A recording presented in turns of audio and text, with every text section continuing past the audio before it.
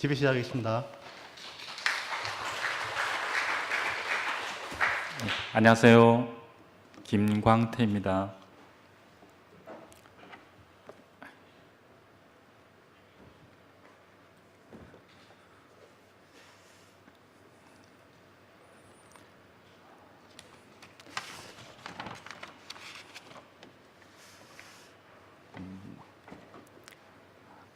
오늘도 좀 정신없이 와가지고 경기도에서 제천 갔다가 이제 한 2시간 전에 대구에 들어왔습니다. 예, 그래서 작업하다가 와가지고 이제 복장도 좀 그렇고 한데 양해를 좀 부탁드립니다.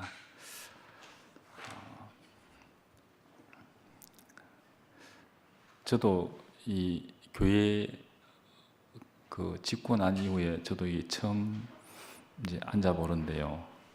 좀 새롭네요.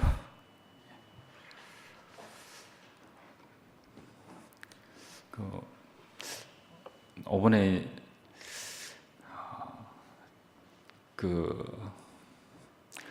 이런 제가 말씀할 수 있는 기회를 주셔가지고 참 너무 감사드리고요.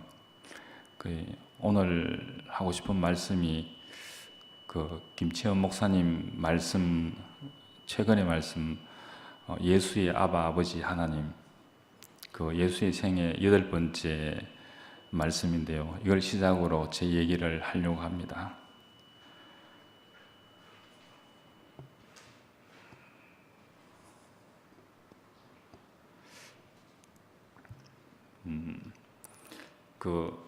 하나님은 존재하시는가? 저도 종교 생활을 하다가 왔었거든요. 하다 왔었는데 처음에는 막연하게 하나님을 있다고 그냥 믿고 왔었는데 제가 과정을 거치면서 제 인생을 돌이켜 보니까는 하나님이 없으면은 제 인생을 해석할 수가 없더라고요. 아마 여러분도 안 그렇겠습니까? 제가 부산에서 대구까지 저희 아버님이 이제 노름을 좋아하셔가지고 야밤 도주로 대구로 들어왔어. 또 이 대구 교회까지 오기까지 많은 과정들이 정말 그냥 일반 사항으로서는 해석할 수가 없더라고요.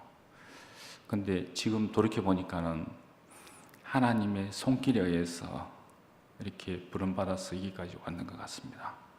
너무 감사드리고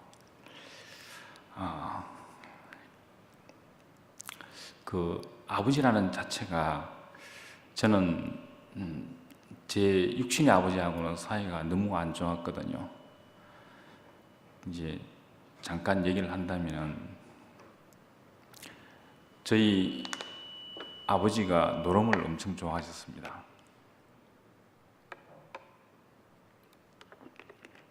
저희 할아버지도 그랬고요. 저희 할아버지는 고향이 영천인데 봄에 모를 심어 놓으면은 다른 사람 지나가면서 농사를 잘 지어서 우리 돌라고 그러는 거예요. 벌써 노름에서 다 팔아먹는 거예요. 못 심을 때요. 그래서 도저히 촌에는 겨울에 할 게 없어요. 할 게 없으니까 노름밖에 할 게 없지 않습니까?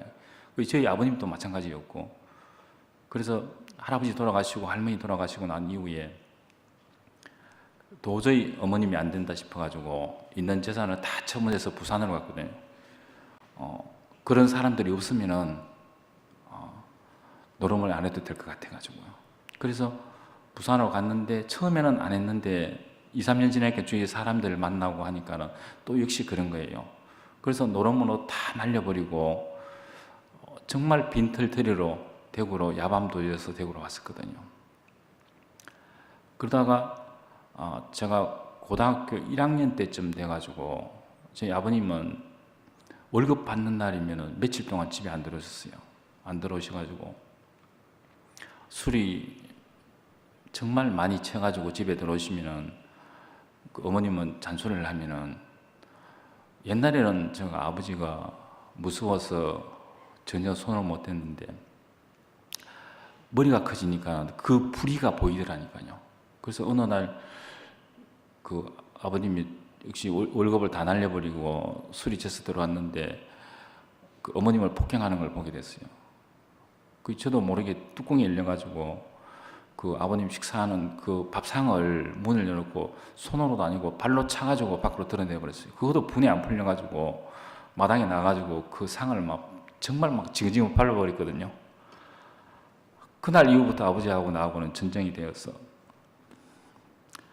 내가 맞는 얘기를 하더라도 아버지는 아니다. 아버지가 맞는 얘기를 하더라도 내가 아니다. 이렇게 논쟁을 하면서 제가 군대 갔다 와서 자영이 너 집이 너무 시끄러우니까 네가 집을 나가라. 그래가지고 대구에 집이 있는데도 불구하고 쫓겨났었거든요. 근데 그 하나님의 은혜로 그 생명의 말씀을 듣고 그 자매를 만나서 이제 결혼을 하고 저희 아버님이 이제 건설회사를 하셨는데 부도가 났었거든요. 부도가 나가지고 그 있을 데가 없어가지고 저희 누님이 이제 잠시 데리고 있다가 내 술이고 막 그러니까는 뭐 몇 개월 못 있어가지고 그 집에 막 전쟁이 났는 거예요. 그 누나가 전화 와서 가보니까는 막 난리가 났는 거예요. 그 너희 아버지 네가 데려가서 뭐 죽이든 살리든 마음대로 하라고 맡겨버리더라고요. 그래서 저희 집에서는 걱정을 엄청 많이 했거든요. 아버지하고 나하고 사이가 안 좋아가지고. 근데 제가 그 강을 건너는 사람이지 않습니까? 자매도 그렇고. 그래서 돌아가실 때까지 19년을 같이 살았습니다. 그러면서 이상하게 하나씩 풀리더라고요. 그 말씀이 있고 난 이후에 우리가 그 주장하는 것을 내려놓게 되었고, 아버지인데도 불구하고 아버지의 마음으로 아버지를 품더라니까요. 그런 상황이 됐었는데,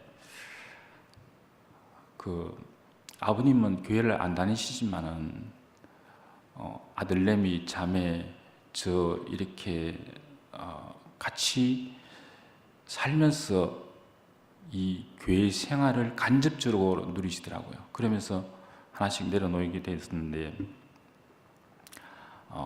그리고 난 뒤에 연합이 되더라고요. 이거는 나중에 제가 자세하게 좀 따로 얘기를 좀 드리고, 그래서 왜 아버지가 중요하고 필요하냐면은, 아버지는 그 참 사랑이거든요. 다른 말로 하면 참 사랑.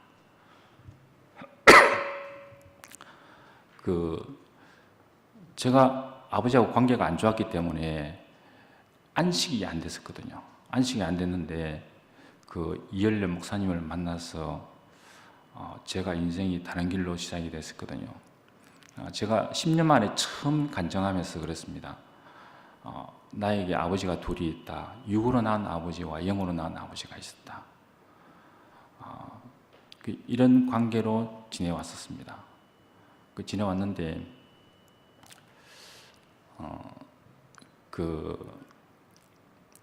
아버지와의 아들의 관계는 사랑의 관계가 있거든요. 사랑의 관계.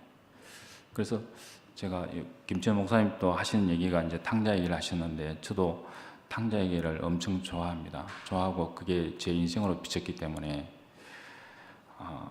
그 탕자 얘기를 다시 하면 이제 그 탕자가 자기 상속 재산을 돌라 그랬거든요. 상속 재산을 돌라 그랬는데 일반 아버지 같으면 절대 줄 수가 없지요. 근데 그 아버지는 재산을 줬거든요. 근데 그게 아버지의 죽음이더라고요. 아버지 죽음이었고, 그 죽음으로 인해 가지고 탕자가 자신만만하게 나가서 모든 걸 탕진하게 됐지 않습니까? 모든 걸 탕진하고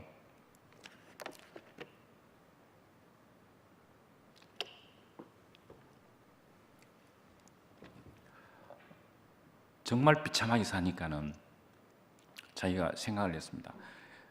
집에 아버지 집에 종이라도 좋으니까는 거기서 종으로도 살았으면 좋겠다.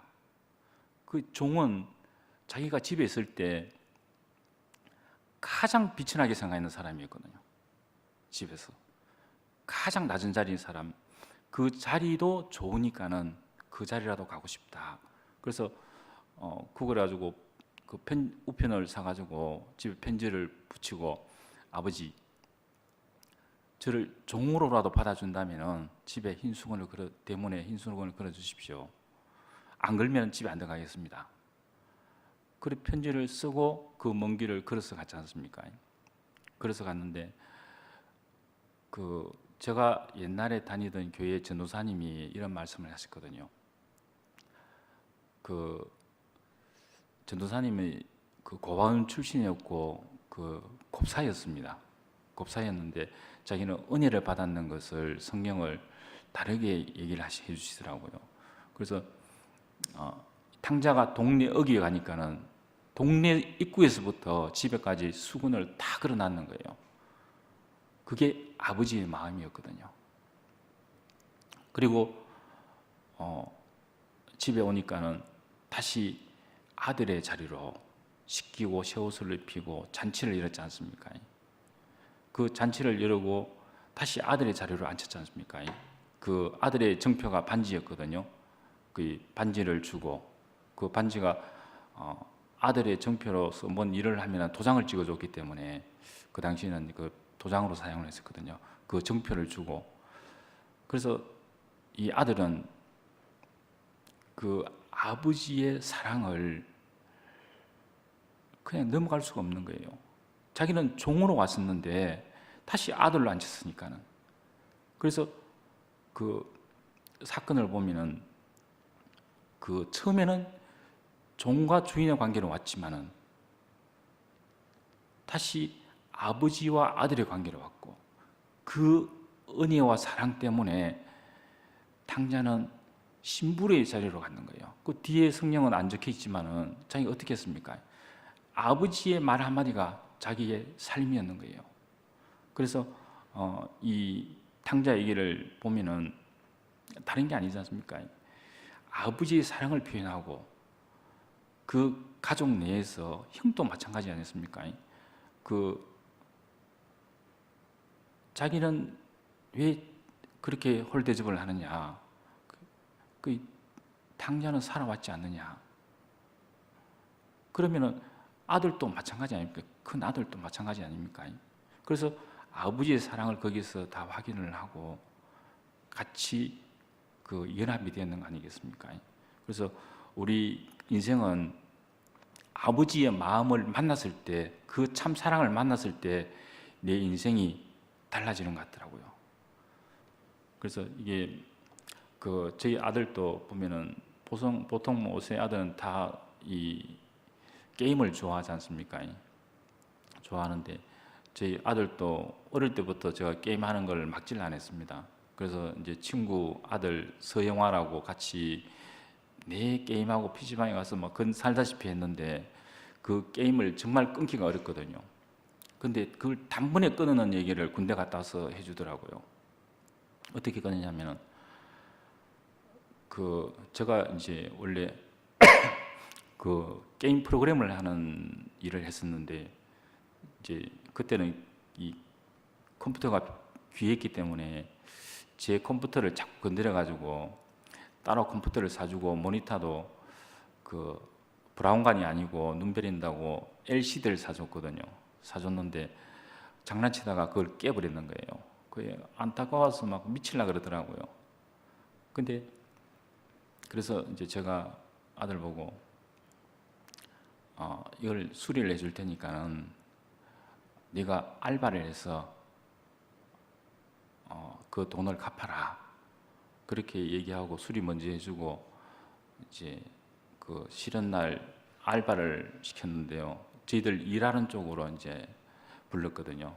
근데 아들내미가 보고 엄마 아빠가 그렇게 늦게까지 열심히 자기를 위해서 일을 한다는 걸 보고 자기가 마음이 바뀌었대요. 엄마 아빠가 좋아하는 게 무엇인지 그걸 생각을 하게 됐대요. 그리고 그날 이후부터 게임도 끊고 TV도 끊어버리고 열심히 공부를 했거든요. 그래서 지금 집에는 TV가 없습니다.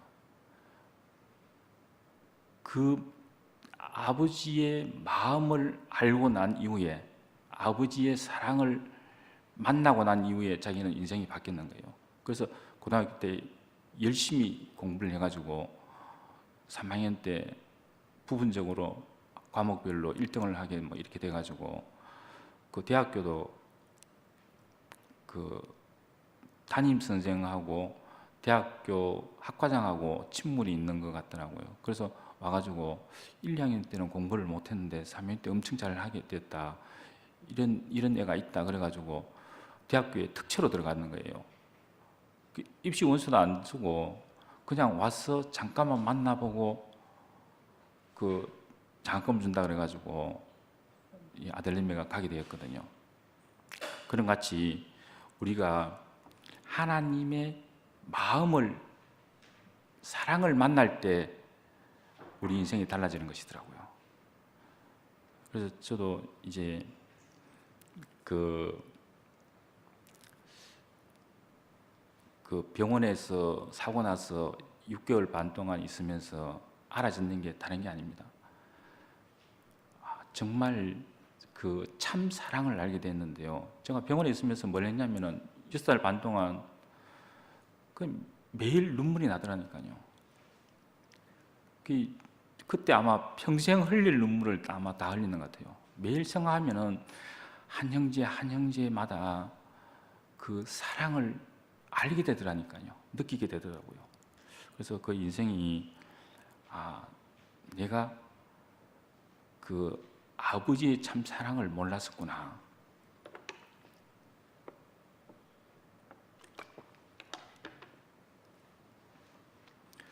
이제 그 사고 얘기를 잠깐만 하면요. 그 부산에 갔다가 대구에 올라오면서 그 화물차 1톤 화물차였는데 타이어를 앞뒤 거를 전부 다 갈았거든요. 갈고 그 브레이크 라이닝을 다 바꿨는데요. 바꾸면 화물차는 금방 브레이크가 잘 안 들어요. 잘 안 듣고 좀 브레이크를 좀 써야지만이 이 브레이크가 잘 듣는데 고속도로에서는 쓸 일이 없어가지고 그냥 올라오다가 중간에 경주 근처에서 앞에 1차선에 화물차가 서 있었는 거예요. 그걸 해 떨어질 때쯤 돼가지고 좀 늦게 발견해가지고 이제 브레이크를 잡았는데도 서질 않고 뒤에서 그냥 받쳤거든요.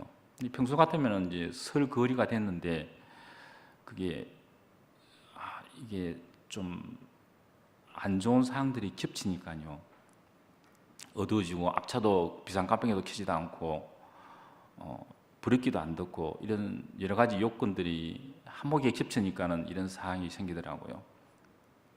그래서 그때 이제 제 옆에 딱 서는 차가 고속버스였거든요. 그 고속버스 기사분이 위에서 보니까는 피를 너무 많이 흘려가지고 쫓아 내려와가지고 앞차 운전기사 보고 이 화물차는 다 고무밧줄을 가지고 다니거든요. 빨리 가져오라 그래가지고 허벅지를 묶어주더라고요. 묶어서 거기에 동국대병원으로 바로 갔었는데요. 그때 이제 동맥이 터졌는 게 문제가 돼가지고 그때 쇼크사가 한번 왔었거든요. 와가지고 의사들이 막 겨우 살려가지고 앰뷸런스에 실었는데 출발을 안 시켜주는 거예요. 그 치료비를 안 준다고 해가지고. 그래서 막 옥신각신 하다가 그게 간호사는 막 얼굴이 막 노래가지고 또 우회될 줄 몰라가지고 그래 됐는데 보험회사에서 보증을 쓰고 그렇게 출발을 했는데요. 이 대구로 와서도 그 응급실에서 응급수술을 바로 하게 되었고 중환자실로 올라갔었는데요. 제가 그 의사분한테 물었거든요. 이제 제가 보니까 다리 문제가 있어가지고 다리 치료는 언제 할 것이냐 하니까는 의사분이 지금 다리 문제가 아니다. 당신은 지금 목숨이 왔다 갔다 한다. 그래서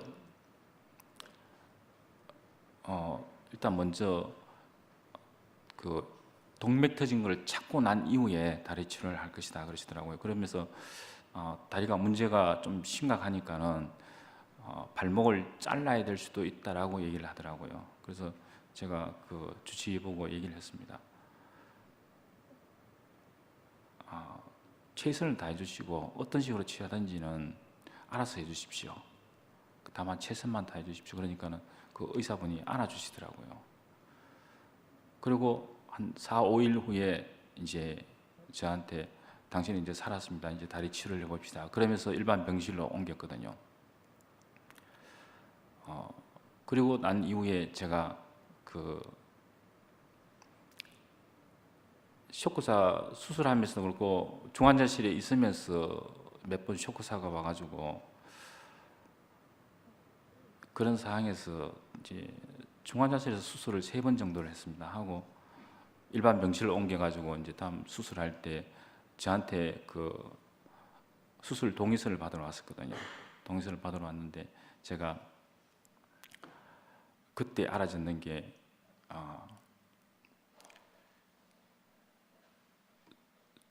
그 수술하다가 깨어날 수 없습니다. 그 얘기를 했는데요. 그때 알아듣는 게 내가 죽을 수도 있구나.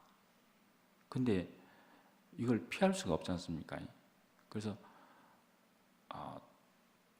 그 제 인생이 못 깨어나더라도 어쩔 수 없구나. 이게 하나님 뜻이라면 받아들이게 됐구나. 그래서 거기서 인정을 하게 됐더라고요. 그러니까는 동의서는 그 의사한테 써줬는데 고백은 하나님께 고백을 하게 되는 거예요. 그날 이후부터 제가 안식이 오더라고요. 안식이 오고 제 인생이 그 교회의 문제와 불의에 있어가지고 계속 제가 송사를 받는 자리에서 그 억울함이 그때 지워지더라고요. 그때 지워지고 그게 정리가 됐었거든요. 그래서 제가 퇴원해가지고 교회에서 처음으로 이제 제가 서원을 했습니다. 그 야곱이 하나님과 씨름을 하고 한두 배가 부러졌지 않습니까? 부러지고 그 바지 자랑이를 잡고 자기를 축복해 놀라. 그리고 산에 가서 단을 쌓고 서원을 했지 않습니까? 자기는 앞으로 인생을 모든 것을 하나님께 묻고 살겠다고. 저도 그런 마음이 들더라고요. 제 인생을 모든 것을 하나님께 묻고 그 하나님 뜻에 따르겠다라고. 그 야곱도 그렇게 서원하고 난 이후에 그 요셉이 살아있다고 애굽에 오라고 연락이 왔었지 않습니까? 근데 야곱이 어딜 갔냐면은 옛날 같으면 정말 맨발로 애굽을 쫓아갔을 건데 그 단을 쌓고 하나님께 물어봤지 않습니까? 제가 애굽에 가야 됩니까? 말아야 됩니까? 그런 사람이 됐더라고요. 저 인생도 마찬가지로 그날 이후부터 모든 걸 묻고 사는 사람으로 그렇게 드러나더라니까요.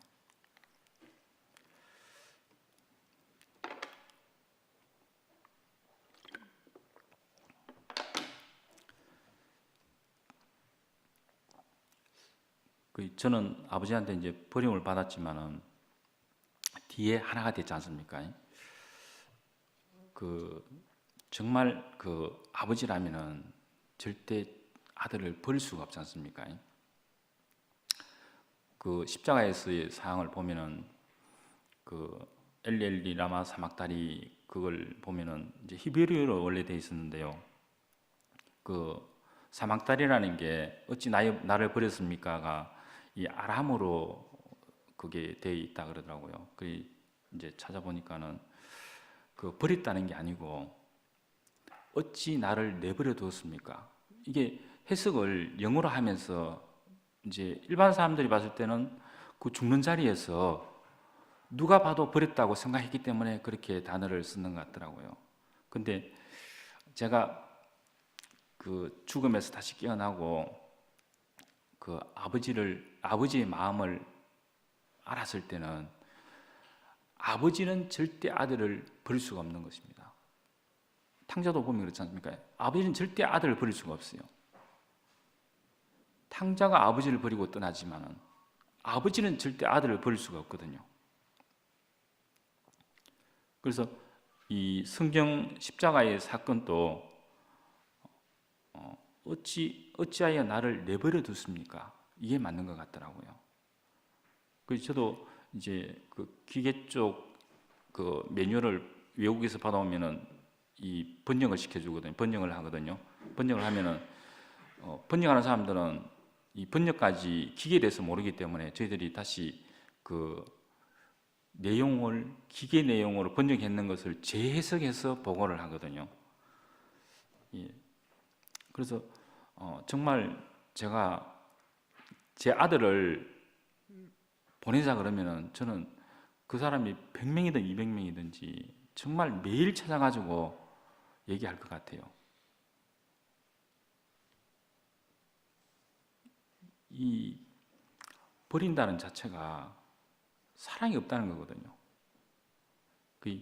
그 부부간에도 그렇지 않습니까? 만났다가 사랑이 없으면은 이혼하고 헤어지지 않습니까? 그럼 아무 관계가 없거든요. 그러면은. 근데 아버지와 아들의 관계는 그게 아니거든요. 그 아버지와 아들은 참 생명 관계 아닙니까? 참 사랑의 관계고, 또 사랑의 관계에서는 허물이 있어도 그걸 얘기를 하지 않고 덮어주고 품어주지 않습니까? 그리고 이제 우리가 모이는 이유가 다른 게 아니습니까? 같이 살기 위해서 모였지 않습니까? 같이 사랑하기 위해서, 같이 사랑을 나누기 위해서 그렇게 왔지 않습니까? 그 부자가 예수님께 물었지 않습니까? 천국은 어떻게 하면 천국에 갈 수 있느냐고. 너 가진 것을 다 팔아가지고 이웃에 나눠주고 너는 나를 따라라. 그 말은 나와 같이 살자는 거 아닙니까? 자기가 쟁취했는 것은 다 놔두고 와야 된다는 겁니다. 그래야지만 같이 살 수 있고 같이 사는 게 그게 천국 아니겠습니까? 우리도 여기 모이는 이유가 같이 살기 위해서, 지금 이 자리가 천국이 아니겠습니까? 그래서 저희들도 한 20몇 년 전에 집에 아버님이 부도 나면서 저희들도 보증을 써가지고 같이 부도가 났었거든요. 그래서 이제 길바닥에 나앉게 됐었는데, 그때 이제 같이 있는 친구들이 뭐 서상호, 강동대, 뭐 전춘수, 뭐 정원에 그렇게 많은 사람들을 같이 이제 지내게 됐었는데요. 저한테 그러는 거예요. 우리하고 같이 살자. 상호도 같이 살자. 동대도, 그 짠돌이 동대도 같이 살지요. 우리 자매도 텐트에서 살더라도 내 당신 따라가서 보필 알겠다. 이게 가족이고 사랑 아니겠습니까? 저희들은 저희 집에 많은 사람들이 살고 있었지 않습니까?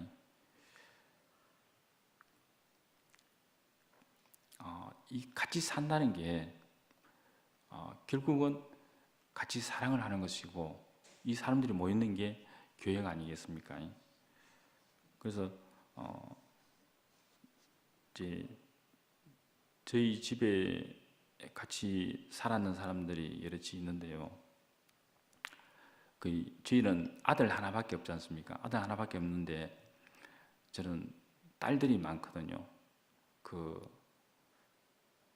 교회에서 양문이라든지 양생이라든지 그렇게 같이 딸로서 지내게 되는 자매들이 좀 있었는데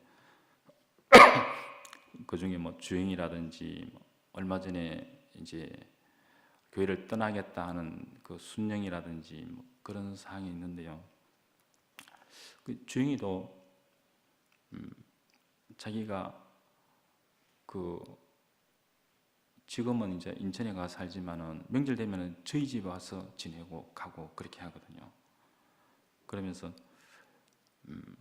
5분에 왔을 때는 그러더라고요. 자기가 지금까지 여기 있는 이유가, 여기서 안식이 되는 이유가 교회에 이모 삼촌들이 있었기 때문에 자기가 지금 자리까지 잘 있을 수 있었다라고 얘기를 하더라고요. 그러면서 그 감사함을 5분에 표현을 하고 갔는데요. 오면은 뭐 교회 사람, 교회는 안 나오지만은 교회 사람들을 찾아다녀요. 그 영경이 누나 딸내미라든지, 딸내미가 이름이 생각이 나는데 정심이라든지 또 교회 그 경선이 누나라든지 또 그 양문의 교사 현지라든지, 현지도 연락하면 자기 시간이 안 되면 아침이라도 우리 집에 쫓아와요. 쫓아와가지고 만나고 가고. 그게 가족 아니겠습니까? 그래서 우리 집에는 항상 방 한 개를 비워놓았어요. 그 주영이 방으로 항상 있는데요. 그래서 이번에 이제 순영이도 자기가 너무 힘들어가지고 떠나야 되겠다 그렇게 얘기하더라고요. 그래서 자매한테 물어보니까는 우리하고 같이 살 수 있냐 그러니까는 당연히 되지. 근데 방이 없어가지고 우리가 이제 청도로 이사를 가서 방을 더 하면은 그때 같이 살자. 그리고 얘기를 하니까는 원래 우리 집에 살다가 갔기 때문에 그 남자를 만나서 결혼했다가 지금 이제 혼자 되어서 있는데 원래 살았기 때문에 다시 돌아온나. 그게 안식이더라고요. 그게 우리 인생은 그 아버지를 만날 때 안식이 되는 거 아니겠습니까? 그 안식 속으로 우리가 들어온다는 자체가 그게 구원인 것 같아요. 그 정말 가족이라는 게 다른 게 아닌 것 같아요. 아무것도 묻지도 따지지 않고 사랑할 수 있다는 거.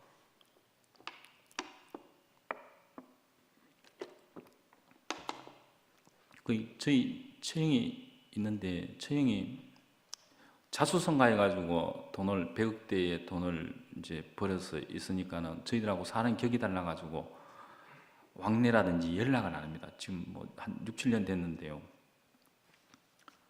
근데 그 우리 자매하고 지난 뭐 왔는 영미도 있지 않습니까? 집에 와가지고 놀러 와가지고 같이 뭐 언니야 이렇게 붙으면서 지내는 거 보면은 정말 내 가족이고 내 자매가 누구냐 생각이 나더라니까요. 그리고 그 봉순이 누나도 제가 중환자실에서 입원실로 넘어왔을 때 병실도 모르는데 어떻게 물어가지고 찾아왔는지. 그래서 그 누나 치료 과정을 쭉 얘기하면서 저한테 얘기하는 게 그게 가족 아니겠습니까? 그래서 저는 이런 상황들을 봤을 때는 정말 인생은 그 누가 내 가족이고 형제고 친척이냐 그게 중요한 것 같아요. 그게 내가 살 수 있는 유일한 자리인 것 같아요. 그리고 이제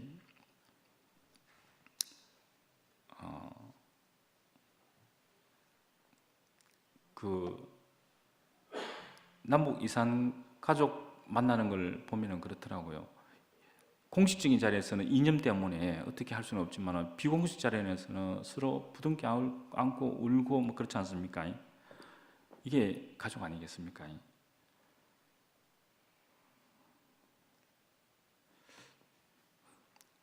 그리고 이제 그 모든 문제가 일어나는 사항들이 가족이 아니기 때문에, 가족이 아니라고 생각하기 때문에 문제가 일어나는 거 아니겠습니까? 그래서 인생은 이 가족 안으로 모인다는 거, 이 형제로 만난다는 거, 이 길을 열어주는 것이 예수가 아니겠습니까? 그 예수가 오셔가지고 뭐 때문에 돌아가셨느냐? 아들 때문에 돌아가셨지 않습니까? 아들이라는 것을 거부하면은 살 수가 있었는데, 그럼 자기 인생에 의미가 없는 거 아니겠습니까? 그래서 아들을 시인하다 보니까는 십자가형으로 선고를 받았고 죽을 수밖에 없었지 않습니까? 그래서 그 인생은 저는 그렇게 생각을 합니다.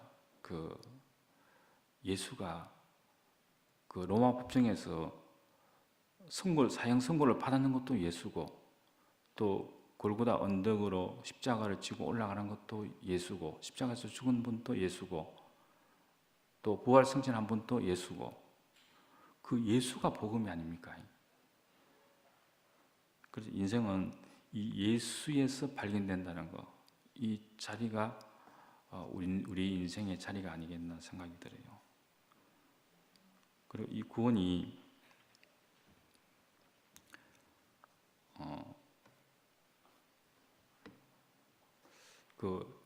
영화를 보면은 빨치산이라는 영화가 있어요. 6.25 때 있었는 이제 이후에 있었는 사건인데요. 빨치산 상황을 보면은 이념, 처음에는 같은 형제였지만은 이념이 달라가지고 서로 싸우게 되었고, 거기서 이제 몰려가지고 빨치산으로 도망을 갔는데, 겨울 눈 오는 자리에 부상을 입어가지고 오다가도 못하고, 이제 부상 안 입은 사람들은 이제 도망을 가는데, 그 한 사람이, 주인공이 삐라를 쥐면서 항복을 해라, 그러면 살 수도 있을 것이다. 그때 항복하면은 다 이제 죽는다고 생각을 했는데, 이러지도 저러지도 못하는 그 자리였어요. 그거를 쥐고 있다가 국군이 왔을 때 보였었거든요. 그러면서 그 사람이 가서 치료를 받고 살았지 않습니까? 그때 이승만 대통령이 뭐라 그랬냐면은 메가다한테 저기 있는 사람들도 다 우리 국민이었다. 항복하면은 다시 우리 국민으로 받아주라. 그래서 약속을 받고 삐라를 뿌리고, 그렇게 사람이 항복을 하면은 적이 아니고 다시 대한민국의 국민으로서 받아줬지 않습니까? 아무도 묻지도 않고 따지지 않고 치료해주고, 그래서 그 사람이 구원을 받았지 않습니까? 그 사람이 한 일이 다른 게 아닙니다. 치료받고 다시 빨치산으로 가가지고 얘기를 했지 않습니까? 나는 누구누구다. 항복하니까 살려줬다. 너희들도 항복하라. 다시 구원자로 오는 것입니다. 그게 우리 인생 아니겠습니까? 그래서 이 죽음을 각오하고 왔는 이 자리가 구원자로 돌아오는 자리 아니겠습니까? 그래서 연합이 되는 거예요. 이 연합이라는 게 자기의 죽음이 없이는 절대 연합이 될 수가 없거든요. 아주 하찮은 여치집도, 제가 어릴 때 여치집을 많이 만들었었는데요. 그냥 밀집으로 여치집을 지으면 다 부서져 버려요. 근데 어떻게 하느냐면은 스테아에 물을 떠가지고 밀집을 1시간 정도 담가놔요. 부드러워질 때까지요. 그러고 난 뒤에 집을 지으면 부서지지가 않거든요. 하물며 이 여치집 짓는 것도 자기의 죽음이 필요한데, 교회의 건축이 자기의 뜻이 있으면, 자기의 의가 있으면 될 수가 없는 거 아니겠습니까?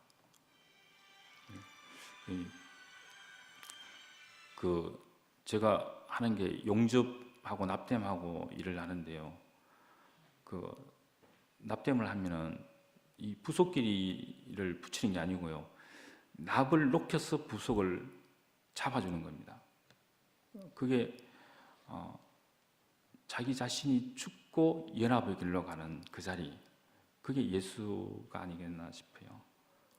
그리고 저를 또 이제 지방 출장을 많이 가는데 보면은 그 가을에 단풍이 많이 들지 않습니까? 그건 나무의 죽음이거든요. 추위에 죽어가는 게 그게 아름답게 보이기 때문에 그 사람들이 단풍 구경을 가지 않습니까? 근데 우리는 그 죽음 안에서 연합이 된다는 거, 그 아름다움을 보는 거 아니겠나 싶어요.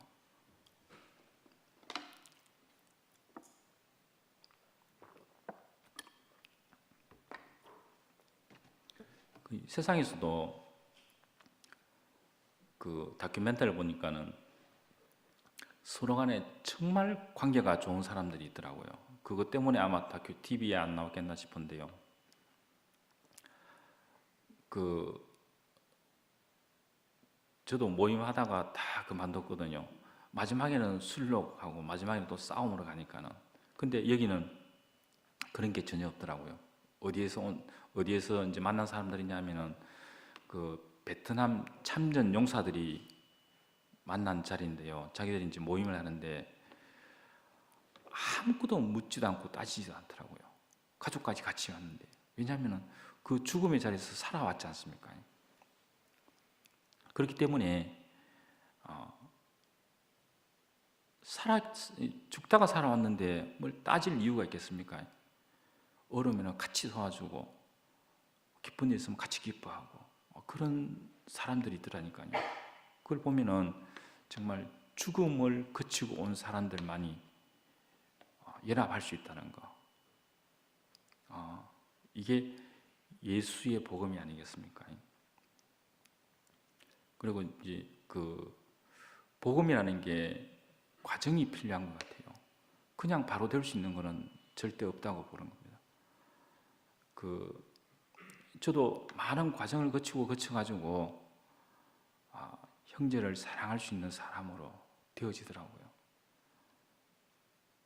근데 지금 뭐 즉시복음이라는 게 있는데 아는 건 되지만 그렇게 삶이 안 되는 것 같아요. 하다 못한 이 철근도 용론에서 부으면 바로 철근이 되는 게 아닙니다. 철근도 부으면 가늘게 뽑아야 되고 그 고를 만들어야 되고 또 열처리를 해야 되고 또 길이대로 잘라야 되고 그거 아니면 쓸 수가 없거든요. 용문에서 바로 붙는 철은 어디든지 쓸 수가 없는 겁니다.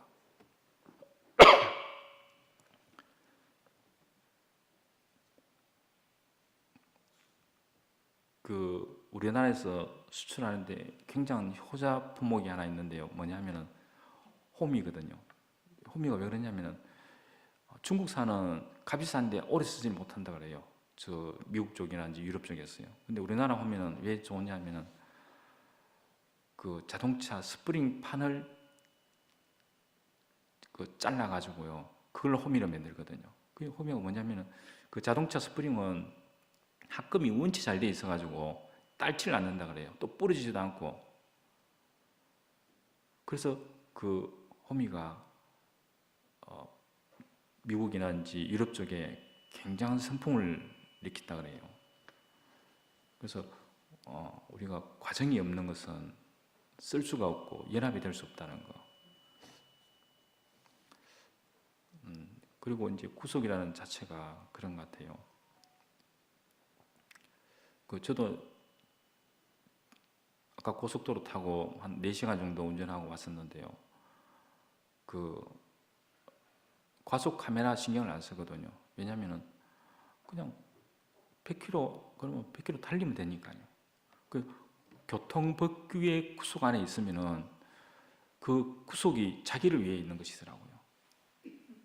그리고 또 사고도 안 나지요. 안전하지요. 그래서 자기가 바쁜 일이 있으면은 이제 자기 일이 있으면은 그걸 어기게 되는 거예요. 자기 일이 없으면은 느긋하게 있다 하더라도 사고 나본 사람들은 느긋하게 올 수밖에 없거든요. 그래서 이 구속이라는 게 자기가 통제를 받는다고 보지만은 사실은 자기를 위해서 있는 것이거든요. 예수의 구속이라는 게 그런 것 같아요. 우리를 위해서 있지 않습니까?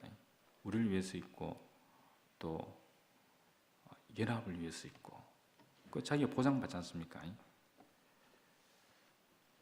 그래서 저는 이 구속 안에서 그 예수 운명이 발견됐다는 게 너무 감사가 되고, 그 제가 이제 회사에 있을 때 면접관이었거든요. 면접을 보면은 어떤 사람을 뽑아야 되는지 보면은 실력 있고 능력 있는 사람들은 이직률이 높더라고요. 뽑아놔도 자기 요구가 많기 때문에. 근데 초보자들은 그게 없어요. 뽑아만 주면은 열심히 하겠습니다. 그렇게 되거든요. 그래서 이제 어느 날인가 다른 거래처 사장이 와가지고 같이 참관하게 됐는데, 면접 보고 난 뒤에 물어보더라고요. 왜 실력 있는 사람을 안 뽑고 왜 초보자를 뽑느냐. 그래서 제가 그렇게 얘기를 했습니다.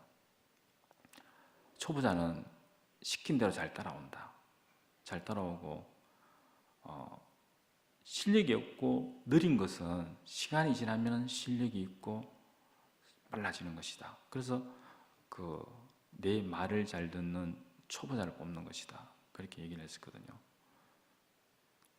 그리고 이제 1년마다 연봉 협상을 하는데, 이제 사장 지시로 전 직원을 얼마로 하면 좋겠는지 개별적으로 다 물어보라고 그러더라고요. 그래서 이제 27명인가 되는 직원들한테 다 그걸 제가 공장장이었으니까 물어보니까요. 누구는 뭐 얼마, 누구는 얼마, 누구는 얼마. 그런데 한 사람이 주신 대로 감사하게 받겠습니다. 이렇게 글이 올라왔더라고요. 그래서 그 사장이 보고를 하니까는 그 사람 차장인데 과장으로 승진을 시켜주더라고요. 왜 그러냐면은 그 사람이 원래는 직원이 아니었는데 그 사장이 납품을 했는데 그 업체가 문을 닫고 도망을 가버렸어요. 근데 이 오 차장이 거기에 빈 공장에 갈 데가 없어가지고 고아였거든요.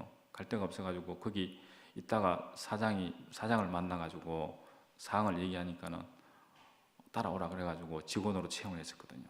자기는 그 사장이 자기 인생의 은혜가 아니었습니까? 그렇기 때문에 매년 월급 협상할 때는 자기는 아무 얘기를 안 하는 거예요. 처음에는 몰랐는데 사장이 이제 그 얘기를 해서 알았는데요. 그리고 우리 인생이 그런 것 같아요. 자기가 은혜를 안다면 만족이 되는 것 같아요. 은혜를 안다면.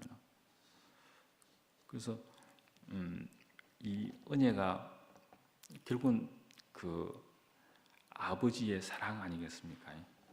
그 아버지의 사랑인데, 제가 그 아버지를 이제 전기로 생각한다면은, 아버지는, 하나님은 발전소고 예수님은 전선이더라고요. 제가 전기를 하면서 전기의 하나님의 표현은, 하나님은 우리가 보이지 않지 않습니까? 볼 수가 없지 않습니까? 근데 전기도 마찬가지거든요. 보이지는 않는데 존재를 하는 겁니다. 보이지는 않는데 존재를 하는 게, 전기는 눈으로 볼 수가 없어요. 근데 장비가 있는데, 오실로스코프라는 이 장비를 보면 전기의 움직임이라든지 속도라든지 전압이 얼마큼 되는지를 알 수가 있는데요. 모든 가전제품은 이 전기에 의해서 움직이지 않습니까? 이 전기는 세 가지의 효과가 있는데요. 하나는 전기를 넣으면 열이 나는 거, 또 하나는 빛이 나고, 또 하나는 자장이 생기는 거. 이 세 가지를 다 활용해서 가전제품을 만들거든요. 이 세 가지 원리 속에 모든 게 다 있습니다. 그래서 이 가전제품이라는 게 우리 인생 아니겠습니까? 예수께 전부치면은 그 사람이 살아나는 거 아니겠습니까? 전기가 없으면은 깡통과 마찬가지 아니겠습니까? 근데 전기와 연결이 된다면은 하나님의 표현이 되는 것이더라고요. 그게요. 그래서 이 가전제품은 전선에만 연결되어 있으면, 전선에만 구속이 되어 있다면은 그 아버지의 사랑이 참 아버지의 사랑이 흘러오는 거 아니겠습니까?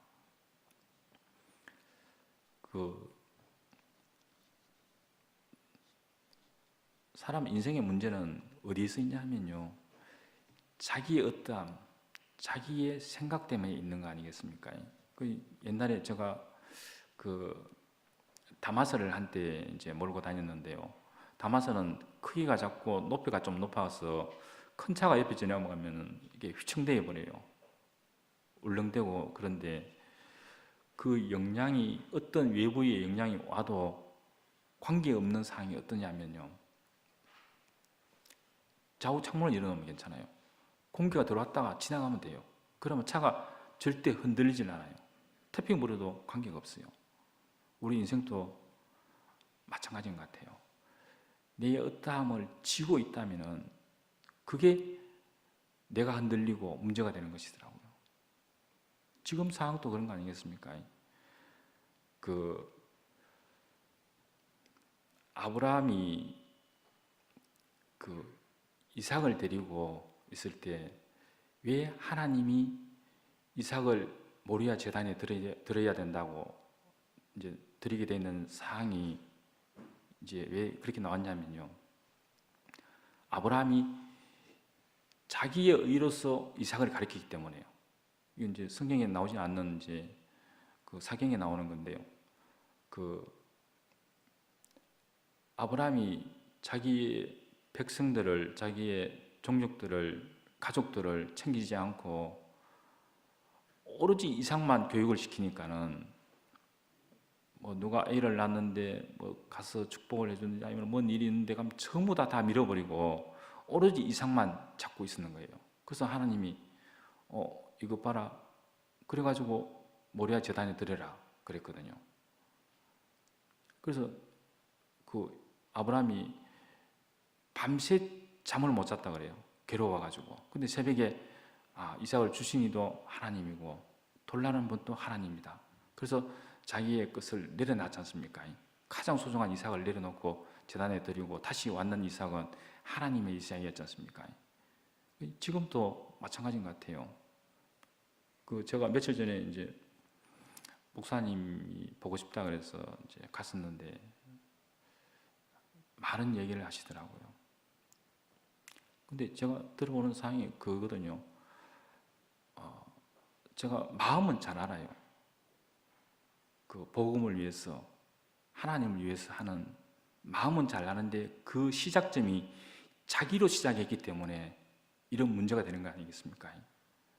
이 분열은 하나님하고 전혀 관계없는 거 아니겠습니까? 이 분열은, 하나님은 연합을 위해서 예수를 보냈지 않습니까? 연합을 위해서 예수를 보냈는데 그 예수가 뛰어내리느냐 못 뛰어내리느냐 그게 문제가 아니지 않습니까? 연합은 다른 게 아니고 아들로서의 연합이지 않습니까? 아들이 곧 연합이거든요. 예수가 복음이지 않습니까? 내가 길이요 진리요 생명이다. 나로 말미암아서 아버지의 참 사랑을 만날 수 없다. 그거 아니겠습니까? 근데 그 복음이 뛰어내리냐 못 뛰어내리냐 아무 관계없는 거 아니겠습니까? 어차피 로마 법정에서 사형 선고를 받았는데 어떤 형틀이 있든지 간에 그 로마 법정에서는 여러 가지 형벌이 있지 않습니까? 그 중에 하나에 불과하는 것이거든요. 그래서 이 인생이 하나님을 위한 나의 의가 있다면 분열이 되는 거 아니겠습니까? 그리고 또 언제든지 분열이 되면 모든 걸 내려놓아라. 그렇지 않습니까? 분열이 되면 그 분열이 문제가 된다면 그 가족이 그런 거 아니겠습니까? 하나님은 모든 사람들이 형제 자매로 연합되기를 원하는 거 아니겠습니까? 그 이상의 복음이 없는 것 같아요. 아무리 어떤 내용이 좋다 하더라도 분열이 된다면 그건 복음이 아닌 거 아니겠나 싶어요. 그래서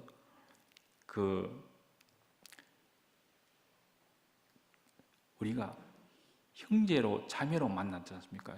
제가 요전에 그 간증을 하고 난 뒤에 연락이 왔는 거예요. 내가 11시 모임에 가는데 너하고 나하고는 형제 아니냐? 그러니까 언제든지 집에 놀러 오라. 그게 형제고 가족 아니겠습니까? 우리 인생은 여기서 만나서 여기서 발견돼야 되는 거 아니겠습니까? 제가 평촌동에 살 때 그 옆에 슈퍼 아줌마가 얘기를 하더라고요. 형제요, 한 입을 듣고 살 때가 형제지 결혼해가 나가면은 남보다 더 못합니다 그러더라고요. 그 뭐냐면 자기의 어떠한 걸 취하기 위해서 있다면은 그건 가족이 아니지 않습니까? 그리고 우리 인생은 왜 여기 모여서 같이 말씀을 듣고 있느냐 하면은 한 형제고 가족이기 때문에 그게 하나님이 바라는 거 아니십니까? 적게 모이면 가족이고 많이 모이면 교회고 또 더 많이 모이면 나라 아니겠습니까? 이게 하나님의 최종적인 목적이 아니겠습니까? 우리가 이 목적 안에 이 형제 안에 참 사랑 안에 자기의 모든 것을 지고 있는 모든 것을 내려놓고 아버지의 참 사랑 안에 모여야 되는 거 아니겠습니까? 이게 진정한 예수의 아버지, 우리의 아버지. 그 예수님 오시는 이유가 다른 게 아니지 않습니까? 우리를 위해서 왔지 않습니까? 그 십자가에서도 벗어날 수가 없는 거 아니에요. 왜냐하면 거기서 벗어나면은 자기는 맏아들이고 우리는 그의 아들이더라. 그 형이 있어야지 동생이 있는 거 아니겠습니까? 형이 없어버리면은 하나님께서 손을 대버리면은 우리하고 같은 자리에서 형으로 남아 있어야 되는 거 아닙니까? 형제로 남아 있어야 되는 거 아니겠습니까? 그래서 우리 인생은 자기의 어떠함을 다 내려놓고 하나님이 부르는 그 아들의 자리로 만나는 게 우리 인생 길이 아니겠나 싶어요. 제가 그 인생을 돌이켜 보면은 굽이마다 그 하나님의 손길이 없는 곳이 없더라고요. 그래서 또 저는 많은 과정들을 거치면서 항상 느껴지는 게 억울함이라든지 또 안타까운 그런 마음이 없이 내가 왜 힘드나 이런 마음이 없더라니까요. 항상 만족이 되더라고요. 전번에도 그 강원도 가는 쪽에 치약 휴게소가 있는데 갔는데 거기는 휴게소가 주차장에서 계단이 상당히 높더라고요. 그래서 다 올라가면서 눈물이 핑 돌더라고요. 힘들어서 그런 게 아니고 감사한 마음이 생겨가지고. 그리고 제 인생이 그 예수의 구속 안에 있으니까는 모든 게 감사가 되더라고요. 만족이 되고 은혜가 되고. 그래서 제 인생을 당신의 그 과정과 구속 안에서 이 길로 이끄시고 부르시고 저를 조성해 주신 주님을 찬양드립니다. 예.